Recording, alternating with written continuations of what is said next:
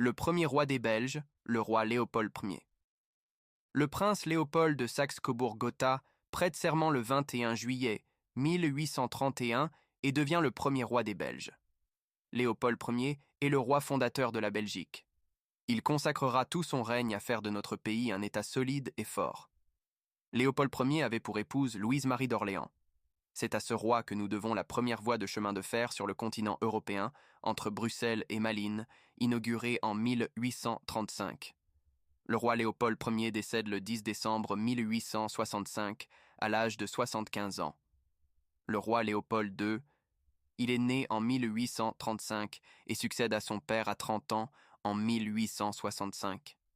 Il a eu 4 enfants, 3 filles et un garçon, qui mourra malheureusement à l'âge de 9 ans, avec son épouse Marie-Henriette, archiduchesse d'Autriche. On le surnomme parfois le roi bâtisseur. Il a par exemple fait construire les serres royales de Laeken, un immense jardin botanique tropical dans une ville de verre et d'acier. On lui doit aussi le cinquantenaire à Bruxelles et le parc de Tervuren. Le roi Léopold II était passionné de découvertes. Léopold II meurt en 1909. Le roi Albert Ier. Il est né en 1875 et c'est le neveu du roi Léopold II. Il succède à celui-ci en 1909. Le roi Léopold II avait en effet perdu son seul fils et à l'époque, les princesses, ses 3 filles, ne pouvaient pas régner. Albert était marié à Élisabeth, duchesse de Bavière, Allemagne. Albert Ier est surnommé le roi soldat. En effet, pendant la Première Guerre mondiale, dès 1914, il prendra le commandement de l'armée sur le terrain. Après la guerre, le roi Albert Ier mènera de très importantes réformes, des changements positifs pour les gens, en Belgique. L'introduction du suffrage universel, le droit de vote pour tous les hommes, quelle que soit leur richesse, l'égalité des 2 langues nationales et l'amélioration des conditions de travail pour tous. Le 17 février 1934, le roi Albert Ier meurt tragiquement à la suite d'une chute mortelle dans les rochers de Marche-les-Dames, alors qu'il faisait de l'escalade. Le roi Léopold III, né en 1901, il est le fils du roi Albert Ier. Le roi Léopold II était son parrain. En 1926, le prince Léopold rencontre la princesse Astrid de Suède. Devenue reine des Belges lors de l'accession au trône de Léopold III en 1934, elle mourra malheureusement en 1935 dans un accident de voiture en Suisse.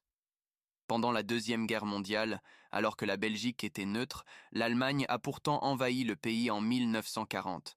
En 1944, le roi et sa famille seront faits prisonniers et envoyés vers l'Allemagne et l'Autriche.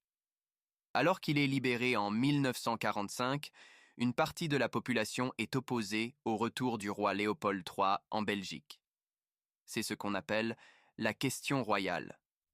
Le prince Charles, régent du royaume né en 1903, le frère du roi Léopold III assurera la régence du royaume de 1944 à 1950. Il remplace le roi. Pendant cette période, un pas important est franchi en Belgique. Les femmes obtiennent le droit de vote en 1948 et la sécurité sociale, telle que nous la connaissons aujourd'hui, est créée. Le prince Charles décède la même année que son frère en 1983, le roi Baudouin. Le roi Baudouin est né en 1930. C'est le fils aîné du roi Léopold III et de la reine Astrid. Le 17 juillet 1951, le prince Baudouin devient le 5e roi des Belges. Il a à peine 21 ans. La première partie de son long règne est marquée par l'entrée de la Belgique dans la communauté économique européenne, l'ancêtre de l'Union européenne, et par l'indépendance du Congo en 1960. En 1960, le roi Baudouin épouse Doña Fabiola de Mora y Aragon, Espagne. La reine Fabiola, très engagée dans les questions sociales et très active pour encourager la culture et les arts, décède en 2014. De nombreuses réformes interviennent en Belgique dans le domaine des institutions pendant le règne du roi Baudouin. La création des régions, région flamande, région wallonne, région de Bruxelles-Capitale, et des communautés, communauté flamande, communauté française, communauté germanophone. Le roi Baudouin avait à cœur de préserver l'unité du pays et le souligna dans de nombreux discours. En 1976, pour le 25 anniversaire de son règne, on créa la fondation Roi Baudouin. Cette organisation a pour but d'améliorer les conditions de vie de la population, en luttant contre la pauvreté par exemple. La reine Mathilde est présidente d'honneur de la Fondation Roi Baudouin.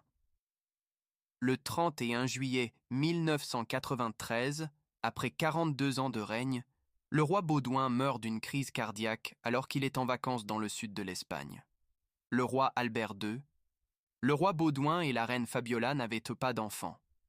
Au décès du roi Baudouin, c'est son frère le prince Albert qui devint roi, sous le nom d'Albert II.